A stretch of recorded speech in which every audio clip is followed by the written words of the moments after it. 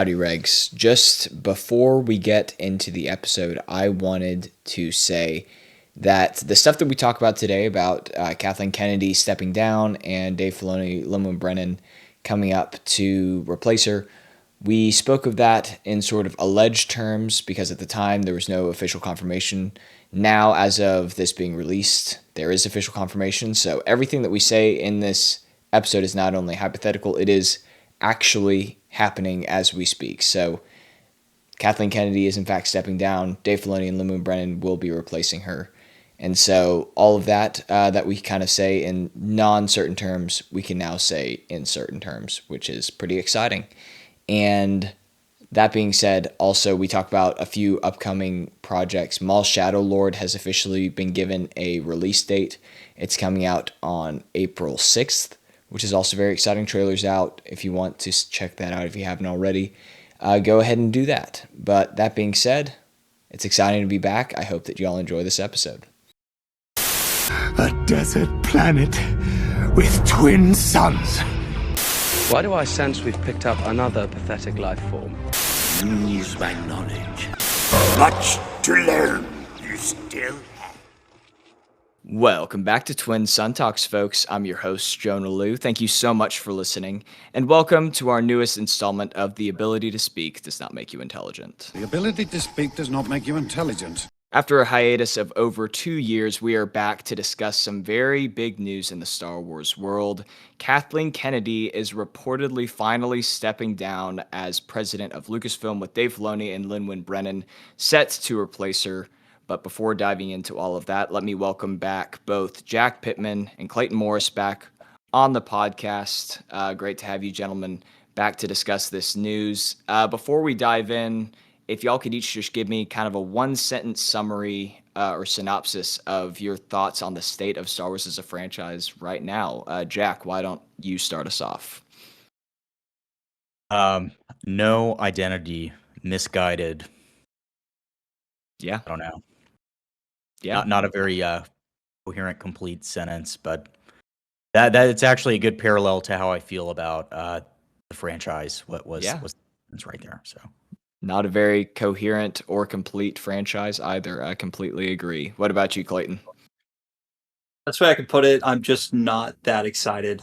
It's not, I don't feel like I'm anticipating the next project. I kind of feel like I'm just dreading how else they can drop the ball. Not to sound super negative off the bat. I was really telling myself, but anyways, you did ask how I feel, and that is how I feel. There hasn't been a lot of reason for optimism. I would say the most recent projects have been trending in the right direction, but the track record doesn't inspire a lot of confidence. So I think that that's perfectly fair. As for me, there's a lot of stuff that I haven't covered on this podcast. So like I said, I think that the most recent projects have at least trended in a positive direction. We haven't gotten anything since Andor, I don't think, aside from Visions Volume 3, which I did not watch. But I would say, unfortunately, ambivalent for me at this point. I don't feel super excited about anything. I don't feel super negative about anything. I just kind of feel like I don't have a reason to be excited. So I'm not excited. I'm dreading The Mandalorian and Grogu a little bit, but we can talk about that later. But yeah, no, just going through some of the stuff that I didn't get to cover. It's a long list. I did not cover Mando Season 3, which I thought was Bad Batch Season 3, I thought was the best of the Bad Batch, but still not, left some to be desired. Ahsoka started middle was pretty good, end was Tales of the Empire, not very good in my opinion. The Acolyte, deserves no introduction. Skeleton Crew, I thought was a sleeper. I don't know if y'all ever ended up watching it, but I thought Skeleton Crew was really, really good. Yeah, me too.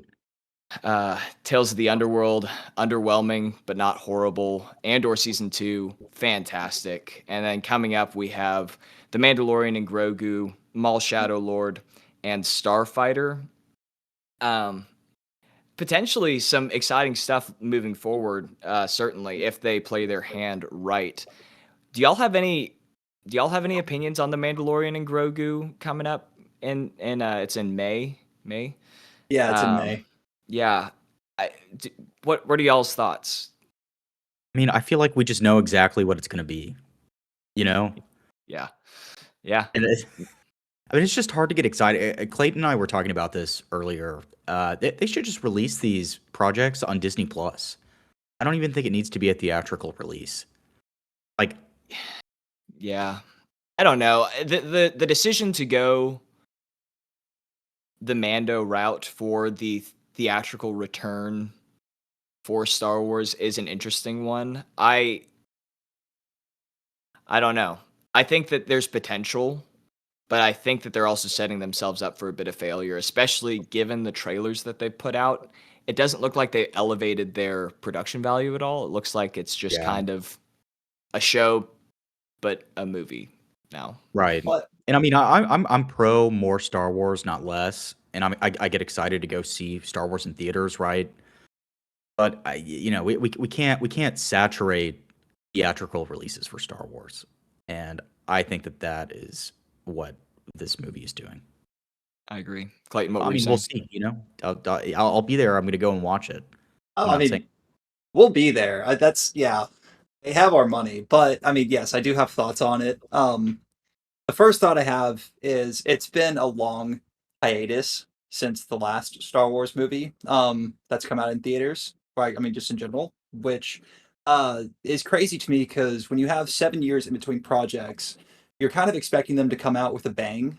I mean, it's in my head, I'm kind of thinking like, okay, you took 7 years. Um, you guys had to have been cooking something up, you know. Here's all the lessons you learned throughout the sequel trilogy. So apply this to a new project, give us something to look forward to. And of course, they did the most corporate thing possible, which is latch on to their one successful, I'm not going to call it the one successful, you know, project they've had since the sequel trilogy, but I mean, it's clearly their most popular with Mandalorian regardless of how I feel like they handled season three and Book of Boba Fett, but who cares? It's been their most popular. Grogu toys are just selling out the wazoo. So I mean, of course, if that's the project they chose to focus on their next theatrical release, they feel like it's the safest. Um, but I mean, I feel like the first thing I was excited for was okay, you're going to take this historically Disney Plus show and put it in theaters. So what are you guys going to do with the budget? Put out the first trailer, and I'm like, oh, you guys didn't do anything with the budget. This is just what you came out with on Disney Plus, and it kind of lends a lot of credence to those rumors that came out that this was originally, season four, and Hmm. maybe they saw something there like, you know what, people don't really like the fact that season three felt like it went nowhere and lasted for 8 hours and we had to sit through the whole thing. What if we just trim it all down to a movie? Kind of feels like that's what they did. Still shot it as if it was going to be a TV show, meaning like the way the production looks. So anyways, those are my initial thoughts. It's just surprising that after 7 years, this is what they're coming out with.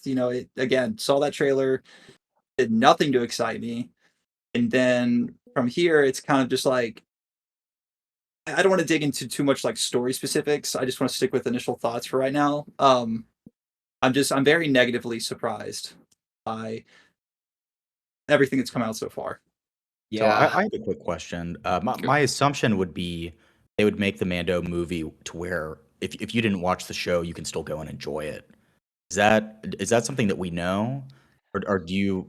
Is it so? To me, there's a difference between a continuation, and this is essentially season four made into a movie, versus this is kind of a standalone movie where if I've never watched Mando and I'm a casual fan, I can still go and see it and understand what's going on.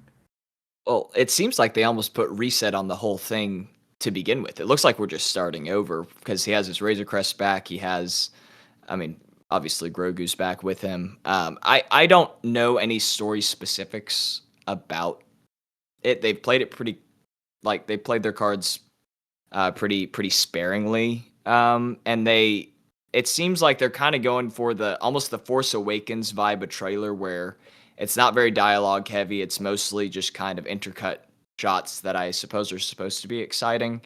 I don't find them super exciting. It looks like it's just kind of a mess of a lot of different stuff. But I do agree with what you were saying, Clayton, where it's like we've seen, like, in my opinion, the first episode of Mandalorian season 2, which is the episode with the crate dragon, that was almost like a mini movie in and of itself. And I was really hopeful to get sort of that vibe from the movie whenever we got some promotional material, rather than feeling like it's like maybe a Frankenstein of like 4 to 6 episodes of the show kind of crammed into a theatrical runtime. I'm getting a little more of that vibe. It looks like it's a bunch of little kind of serialized missions almost. I'm hopeful that there's more of a central storyline than it looks like it has, because I think that the return to the box office needs to be successful, and I hope that it is. I mean, obviously they already have Starfighter in the barrel with Gosling and maybe Tom Cruise. Apparently, maybe I saw that news recently that he's supposedly also involved. I didn't hear that. Wow. And not as an actor, but like Oh, he's just on maybe set. In a director capacity of some kind, or not even director. I don't even know. I heard that he took over just being Tom Cruise on set. Apparently, he like took the camera from somebody. I'm sure they invited him to do this, or like he begged to do it, and filmed one of the lightsaber duels. So, hey, so I mean, that's, hey, confirmation that there's lightsaber duels. That's more than we get in. Is that not just the most Disney thing ever, though? It's like, okay, we've got Tom Cruise, who's a legendary action actor. Let's just like put him out there on set, and good things will happen. it's the He has Ryan the Johnson clout effect. to do it. Yeah, I mean, I trust Tom Cruise more than I trust Ryan Johnson. That's a good point. But all that to say, we can talk a little more about this. I want to pivot to the main beef of what we're going to be talking about, what we wanted to talk about today, which is that I believe it was about a week ago, at least from when we're recording this. I'm not entirely sure when this will be out in the world, but a recent article published by Puck News has stirred up an all too familiar storyline. I feel like we've heard this every 6 to 8 months for the last however many years, but it seems to hold a little more water this time. The notion that Kathleen Kennedy will allegedly be stepping down as president of Lucasfilm. Kathleen Kennedy, of course, has been the president of Lucasfilm since it was acquired by Disney from George Lucas.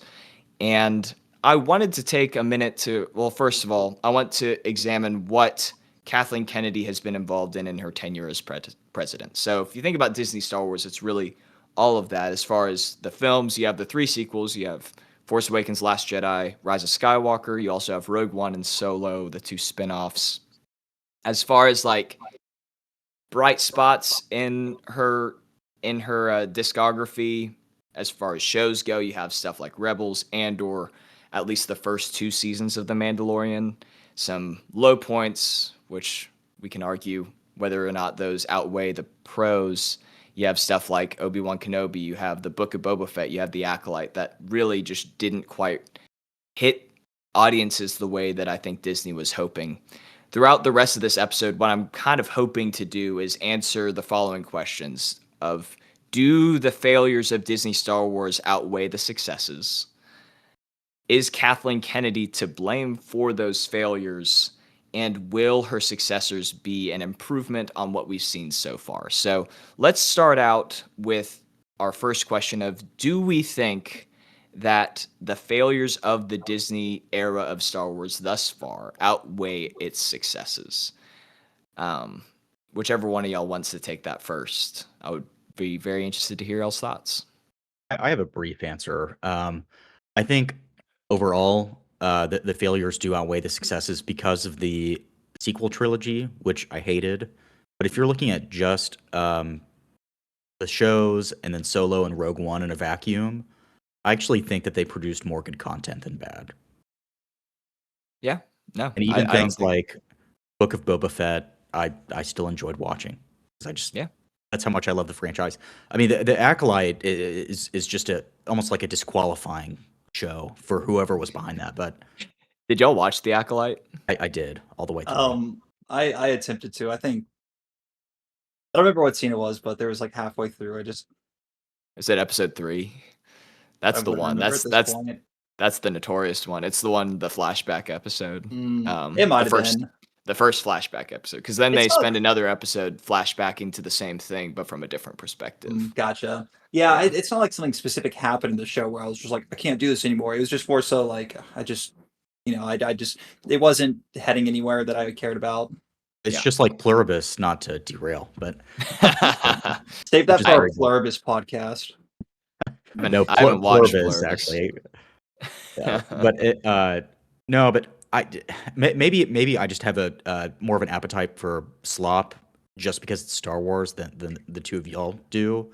I mean, I'll literally watch anything if it's Star Wars. But yeah, hated the sequel trilogy. But yeah, I mean, with the shows, I really do think that there are more high points than low points.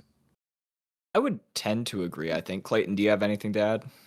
Yeah, no, I mean that's fair. I think the best way to look at it, in my opinion, is it's not necessarily like whether there was more good or bad or more bad than good. It's more so like what has all of their projects up to this point, like what is it led to in terms of the general sentiment around the franchise? And when I Yeah. think about it that way, I'm like, clearly they failed in that respect because it's very negative. Again, at least in my opinion. So I just, again, like I said at the beginning of the podcast, I'm just not excited moving forward. I'm not saying I can't get back to a point that I'm super excited and I'm, just cannot wait for the next project to come out and I'm so happy about the franchise again. That's not gone forever, but it's certainly not here right now. So I think that's the best way I can answer your first question. It's they lost me. I gave them. I'm still watching everything that comes out until I don't. I mean, I'm not going to say I've finished everything, but yeah, that's Andor what I would season 2. say. Still do need to finish Andor season 2, my guy. No, We can talk I about do that need to next finish time. that one. Talk I about mean, disqualifying. also that's one of those things that like I loved the first season of Andor.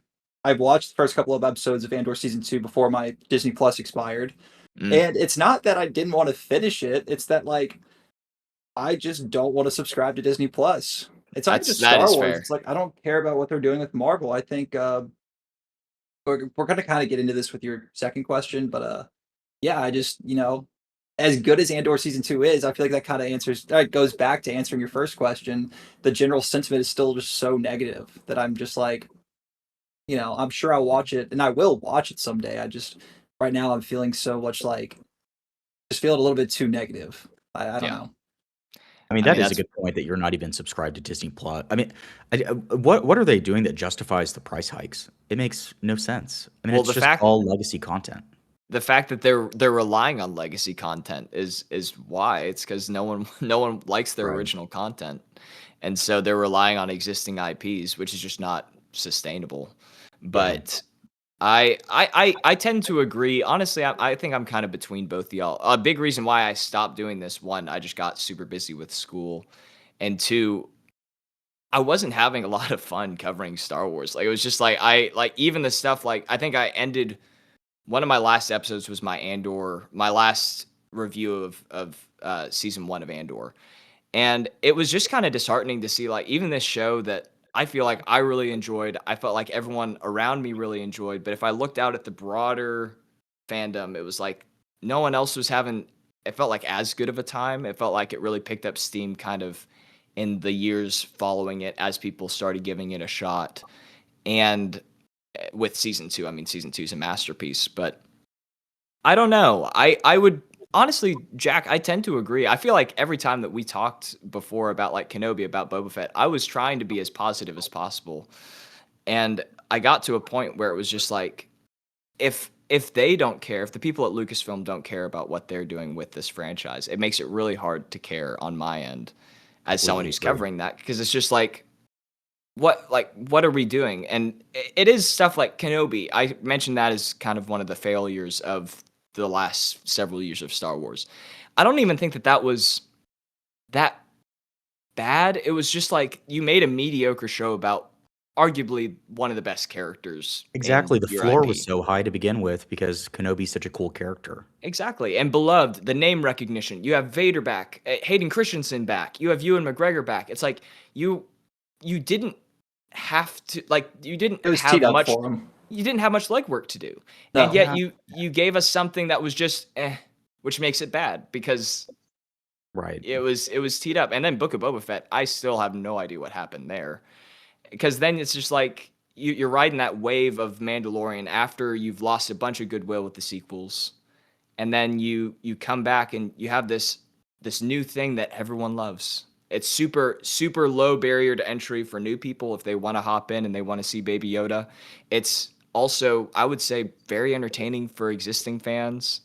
And then you try to make some stuff happen with it, and you get lost in the sauce, and suddenly your Boba Fett show isn't about Boba Fett anymore.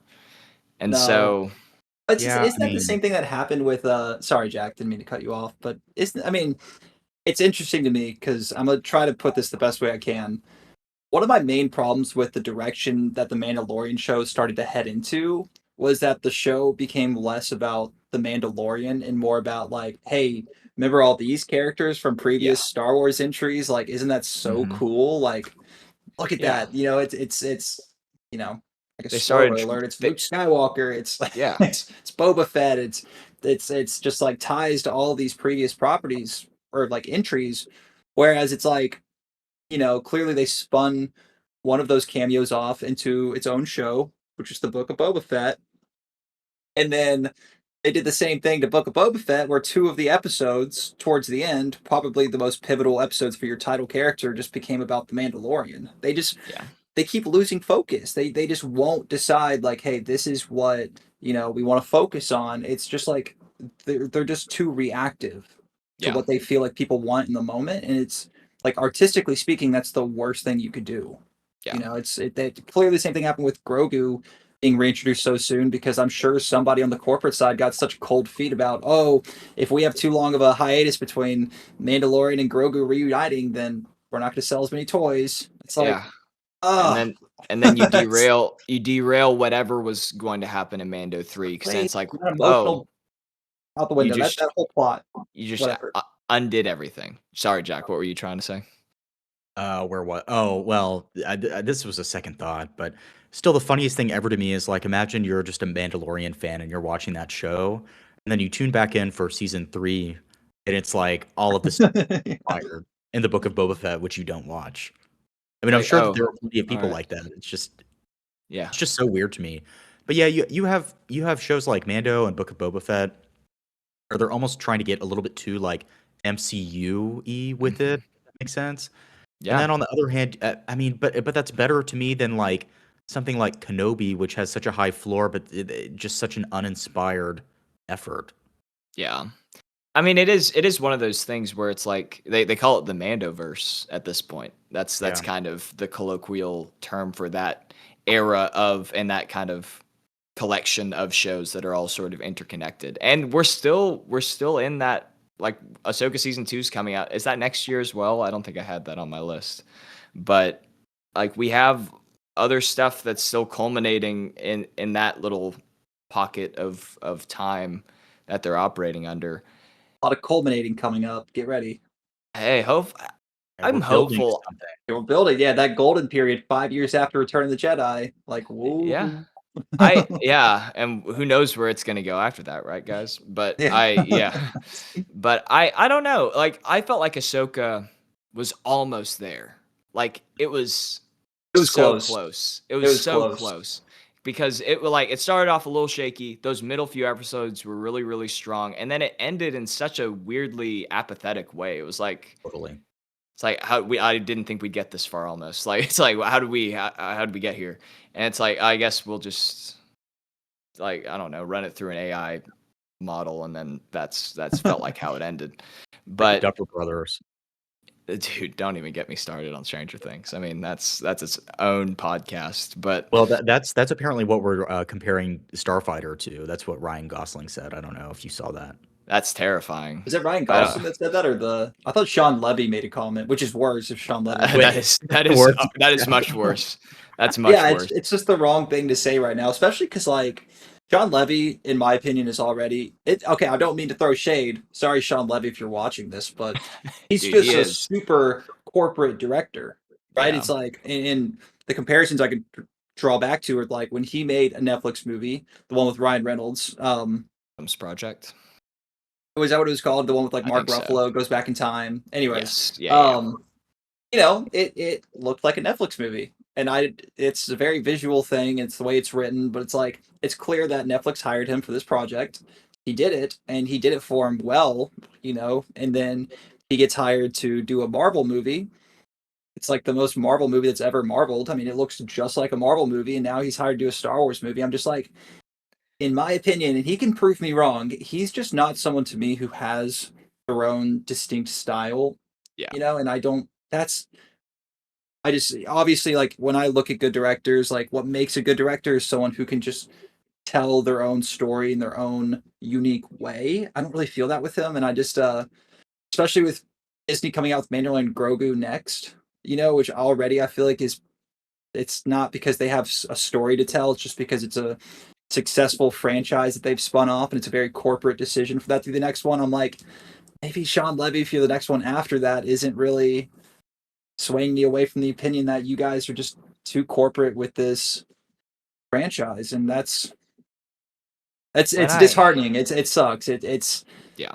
It takes away a lot of the joy. And not saying Star Wars wasn't like this before Disney. Obviously, it is oftentimes about the money, but it just felt like before the projects that they were coming out with were because someone had a story to tell, if that makes sense. Absolutely. And they were all good. Well, no, but, but I mean, yeah. I felt like Yeah. someone was doing something. Yeah, and I mean, Star Wars, I mean, movies are about stories, but Star Wars is so rich in just great, like, mythological stories. And so it will be interesting to see what comes out. When I saw the title was Starfighter, and my brain was like immediately was just like, if they can make like a Top Gun Maverick, but in Star Wars, that would be awesome. And just like a fun, just kind of like not super complex, but just like kind of kind of gets you. It just raises the blood pressure a little bit and gets you excited about something Yeah, for that'd be 2 awesome. hours. That would be. I think that would be a perfect little, just kind of palate cleanser for Star Wars, where it's just a quality movie, nothing too crazy, but just a solid movie that tells a compelling story. And then Ryan And Gosling's I revealed to think be Palpatine's brother. exactly, and that would be no, I'm just kidding. and honestly, I feel okay about them delivering on that. I mean, it's pretty easy, right? Like You would just think. But you would think Good. so. How just many some easy just projects that they action have? movie, some slapstick humor, feel good. You walk out of the theater saying, kind of hell yeah, that was cool. Yeah. Yeah. And I mean, once again, we know that they're capable of doing great stuff because without going into details, because Clayton hasn't finished it, Andor is one of the greatest pieces of content that I've ever watched. Like, it is so intentionally and just expertly crafted. And just, I'm going to kind of lead us into this next question. Kathleen Kennedy was a big proponent for Andor and a big reason why it got the budget that it got, why it got the attention that it got, why it even happened in the first place. She believed in Tony Gilroy, and bless her for it. I mean, like that, it is fantastic, and I think that it is worth giving her credit where credit's due because it is an amazing piece of content. And I would love to talk about it more someday. But today, I think that we wanted to focus more on this sort of potential shift in Disney leadership, which brings me to my next question. We've talked a lot about stuff that we're not necessarily as happy about within the last few years of Star Wars. Do we think that Kathleen Kennedy is to blame for this? Do we think that kind of oversimplifies things a little bit? That's kind of my opinion. I do think that she's to blame for a lot of things, including specifically the sequel trilogy. Do y'all have any thoughts on that off the top of y'all's heads? Yeah, I think it's probably an oversimplification. Honestly, I'm not read up on it enough to really comment. Yeah. Deeply. I do think that Kathleen Kennedy never really had a long-term vision, and a lot of what she did was kind of reactionary. It almost just felt like we release something, we hear the audience sentiment on it, and then we kind of course correct from there. And I would love to get somebody in who is competent one, but confident as well to set a long-term vision and not be swayed by the day-to-day, the release by release fan sentiment on what's Yeah. coming out. And I mean, obviously, you have to take feedback and adjust to an extent, but let's not let that dictate like the plot of the next sequel trilogy movie, Yeah. or like switch up on your planned direct. I mean, it's just crazy. The bizarre thing is they course corrected with stuff like the sequel trilogy, but I feel like they haven't in other ways too. Like they did it where they like probably shouldn't have, and they haven't done it in other places where they probably should. Anyways, Clayton, do you have anything that you want to say?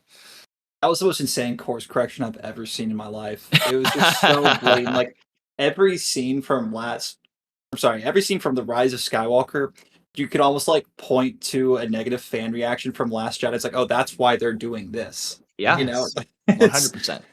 it's ridiculous. But yeah, I mean, I think my opinion on it is that like Jack said, I'm not read up on it enough to know exactly, like what is Kathleen Kennedy's day to day, like what is she actually, responsible for. I know she's the head of Lucasfilm, but it's like how much of what they've done wrong actually falls on her. She is the head, and if you're going to assume a leadership position, then it's fair for you to receive criticism. So I'm not shying away from giving her criticism. I mean, I think her biggest sin was the fact that she, like you said, didn't really have a good vision. I think when the sequel trilogy was in its production phases, or like at least like when they were coming up with the concept of what a sequel trilogy could be, they were less focused on like, okay, what story can we tell, and they're more focused on like how was the original trilogy created? How can we Yeah. emulate that? And I can expand on that. It's because like, the reason I say that's because like they were trying so hard to capture that same lightning in a bottle by, okay, we're gonna have three different directors because that's what they did with the original trilogy. Like we're gonna have each of these directors tell their own story. They're gonna come in and like we're not gonna influence their vision. We're gonna just like come out with the movie, let the next person come in, you know, make the movie they want to make. And I think that they thought by doing that, that they would almost recapture that same magic back then, where it's like, ooh, nobody knows where this is heading. We don't even know where this is heading. So it's going to be such a cool surprise. And I just think that only worked back then because Star Wars was so new. Nobody really had a even idea of like what this franchise is or what it could be. They're just following along, and I think that doesn't work when you're telling a sequel trilogy with such a well established story behind it and this legacy that you expect to be handled with such care. It's like, and to be honest, you only have one shot at it. Yeah. And like these actors are getting older. You're not gonna be able to reboot this. You can't redo it. I just think I'm not saying that they didn't think about this. I'm sure they were terrified. I'm sure that's why they played Force Awakens so safe to its Yeah. detriment. But it's like it's just surprising to me that this is like, I know that they had to release a movie for their investors. I think that they set a little bit too ambitious of a timeline for themselves. I think they acquired the studio in 2012. Came out with Mhm. Force Awakens in 2015. That's a very, very short turnaround. Like It if is. when you are creating a movie trilogy, for example, I'm pretty sure Lord of the Rings, before they even shot the very first one, The Fellowship, I'm pretty sure they had almost 2 to 3 years of just pre-production, Yeah, like that would building not surprise me. sets, Yeah. before they even filmed anything. Star Wars just went ahead, and I don't know, I feel like I could go off in just a million different tangents here, but I'm just surprised it wasn't handled with more care. Absolutely. And I mean, like, you don't need to, because obviously stuff happens throughout the lifespan of a large project like a trilogy of movies where Carrie Fisher dies, or like you're going to need to pivot at certain points. And so you need some flexibility within the story to accommodate that sort of stuff. However, the fact that they didn't and it's come out multiple times. I've talked about it on this podcast multiple times. The fact that they didn't go in with any sort of at least loose framework for where the story was going is absolutely insane to me. It's And crazy. What a and I disgrace. it's irresponsible, I think is the best word. Disrespectful is another one. I do think that that and also like Ryan Johnson, whenever he was in talks with Lucasfilm for making a movie, he was expecting more of a Rogue One type of movie where it's sort of a spin-off that's maybe tangential to the main storyline, but not necessarily an episodic movie. And then Kathleen Kennedy, this is all sort of like stuff that I've read on the internet too, so I don't have my sources. So it's true. It's got to be true. But allegedly, Kathleen Kennedy was just like, "Hey, why don't you take episode 8?" And he's like, "Oh, all right, sick." And it's like, well, I don't know that that's necessarily what this guy should have been trusted with. And so I think that there were some strategic decisions that have been made throughout the course of her tenure that are certainly worthy of criticism. I do think that Disney, as a governing body, I think Bob Iger in particular, is very much to blame for the downfall of Star Wars, mainly because of the timeline that they put out, like you said, Clayton, where there's no reason to be putting out movies every other year. I don't think that, let it be an event. Like the original movies came out from 77 to 86, so it's like almost a decade. It's like you don't necessarily need to wait that long for each of these movies to come out, but you don't need to be saturating the market so much in your content. And that being said, she also has done some great stuff. I mean, Mandalorian, Rogue One, Andor, the bringing the Clone Wars back. I mean, there's some bright spots as well, but unfortunately, the negatives alienated so much of the franchise that it just kind of died. And so, I guess the last question that I would love to try to answer before we wrap things up is Dave Filoni, who's a kind of for a while was a beloved name within the Star Wars community, has lost a little bit of the trust of some people with recent projects that he's been a part of, like Ahsoka. Do we think, and so he would be more the creative head of the president role, which is kind of a nebulous role. Y'all were talking about you don't really know what the president of Lucasfilm does. I don't think anyone really knows. Like, it's not really the job description is not online somewhere to read. I know that a lot of it is talking to people like directors and people in creative positions of authority within projects that are being done, kind of coordinating those things, and also kind of steering the creative ship, as it were. That's kind of the best that I could scrounge up online studying up for this. But Filoni is set to be kind of the more creative director, which he's been chief creative officer for how many years now. And then we have Lin-Wen Brennan, who is going to be on more the business side of stuff. Do we think that if this does end up unfolding, do we think that this is a positive move? Do we think that it is a net neutral move? Nothing's really going to change. Do we think that things are going to get worse?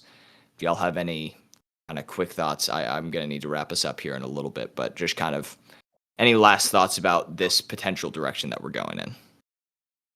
Yeah, so kind of the way that I'm framing the question in my head is what do I want to see next that I think might be on the horizon? So for me, that would be going way back in time, maybe even Knights of the Old Republic era, and having just a new, whether it be it doesn't even have to be a trilogy, right?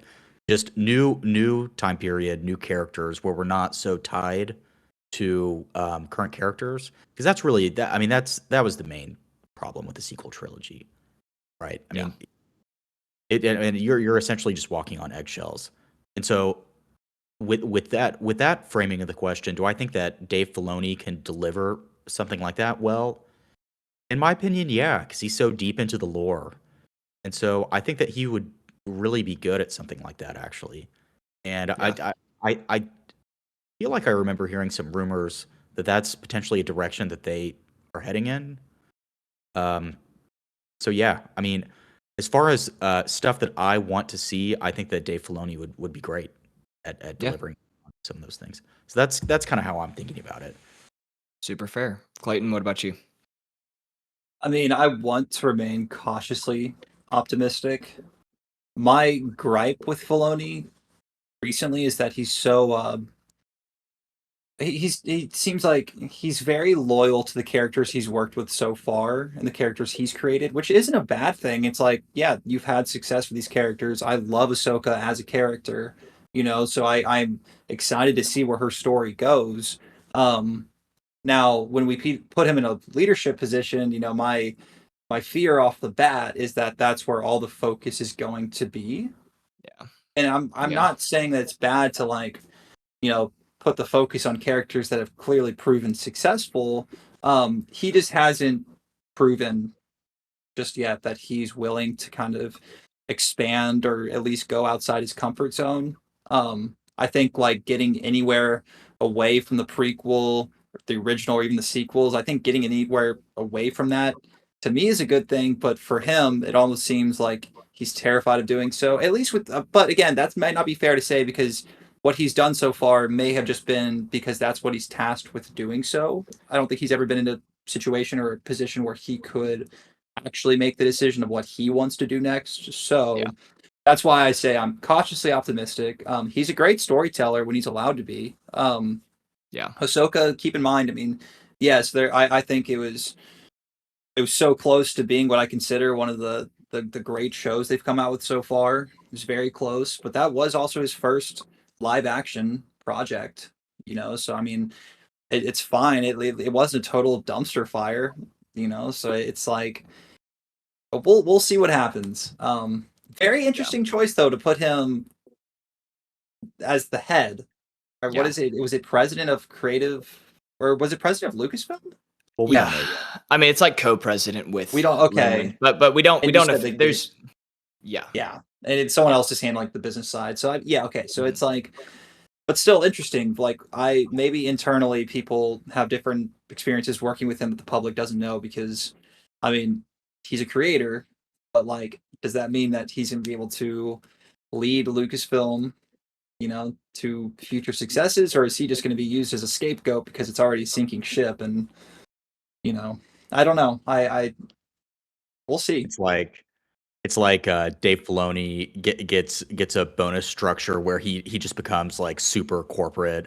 Like He could. He might. he's He like might. he's like getting interviewed and he's just like talking about EBITDA and Yeah. So We'll like, have to wait and see. it's just, But yeah, no, I mean, one thing that I do want to say, I don't know if I said it at the beginning of the episode, Lucasfilm has not actually released any statements about whether or not a change in leadership is actually going to happen. This is all sort of just circulating around the internet right now, and so this is all technically hypothetical, but this is a story we've been hearing for a while, so I would expect that at least someday it will be true.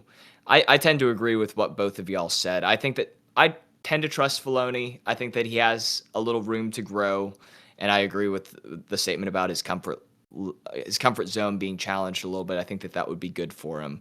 The one thing that I will say is I know for a fact that he really cares about Star Wars, and that in and of itself is enough for me to at least give him the benefit of the doubt and say, all right, let's see what you got, kid. I do hope that it's not a case of someone being promoted just past their like level of competency. And there's certainly a danger of that. And who knows? He's not an executive. He's a creative. So I think that having him be co-presidents would honestly be smart. I also think that leaving him exactly where he is would also be smart. So we'll Yeah. see what ends up happening. I don't know if you can get much worse. I don't want to say that because well, no, you could. you could certainly get worse. I think that the worst case scenario, if this does end up panning out, is that we hold exactly where we are. And I think that the best case scenario is that things get better. And so maybe I'm naive in saying that, but that's sort of where Yeah. I'm at. I agree. I agree with that. I mean, it's almost tougher to come in when things are kind of mediocre because it's like it's easier to come in if things are in total disarray and really like make an Yeah. impact. I mean, you almost have things are terrible right now. We're going to do things completely differently. But when things are just kind of ho hum, it's hard to really shake up the status quo. I think as much as the three of us would like. Yeah. Yeah. We'll see. I mean, that's that's the downside of it being owned. I'm saying Star Wars as being owned by such a large corporation like Disney. I mean, the last thing, you know, they want is to shake things up too much because this needs to be a pretty stable asset of theirs. So, yeah, I mean, it stinks. Now Dave Filoni's going to be all about the EBITDAs. So, no, It's like, but Starfighter is so EBITDA positive. so yeah. Well, here, I mean, it's funny, but it's like at least they have the foresight to put him in charge of the creative side and give someone else Yeah. the business side. It's a real DC Studios structure, which maybe they saw some positives come out of that setup where James Gunn handles the creative decisions and Peter Safran takes over the business decisions. So yeah, I'm feeling positive about it. I think that's great. I think again, I don't mean to say that Kathleen Kennedy's done the worst job of all time, but I mean, how many directors did she fire? Either Yeah. right before production or during Yep. production. I mean, the focus was all over the place. So that does come down to leadership, and she was the leader. So Yeah. Well, hopefully we're heading in a good direction. Hopefully the projects that are coming out this year are going to be good for the brand, good for morale, good for the fandom. I would certainly love to start putting out episodes again, and I would love to have some fun stuff to talk about. So that being said, I think that we're going to wrap up our conversation here, but this would not be a proper episode if I didn't leave y'all with just a little bit more. Speaking of EBITDA and financials, George Lucas sold Lucasfilm for approximately $4 billion. And the Star Wars films, just the films under Disney, have grossed roughly $5 billion. So who's to say, as far as profit, how they're doing as far as their return on their investment? But at least gross, they got some of that money back. So we love to see that.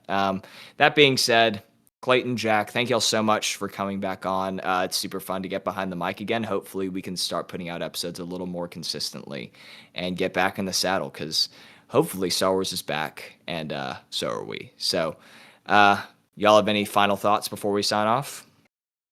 No, I think I said everything I needed to say. So I'm good. But Clayton, any thoughts from you? I mean, I think the best thing you said, Jonah, was just like they the worst thing that could happen moving forward is that we stay exactly where we are. So that was my fear for a while, that this would just be the way it is. But if they're making changes, then make the most out of it. I think that's the most positive I could feel, is that something's going to change. But we will see. We will. Cautiously We will. optimistic. Hey, I would like to say that I am too. It's like your team going 8-4 every year. That's kind of how the Star Wars franchise feels right now. Hey, hopefully that's on the up and up too. You never know. Giga Maggies. Yeah, man. Alrighty, y'all. Well, thank y'all for listening. I don't have my standard sign off memorized anymore, so I'm just going to say you've taken your first steps into a larger world. May the Force be with you, and I will see y'all in the next episode. Bye, friends.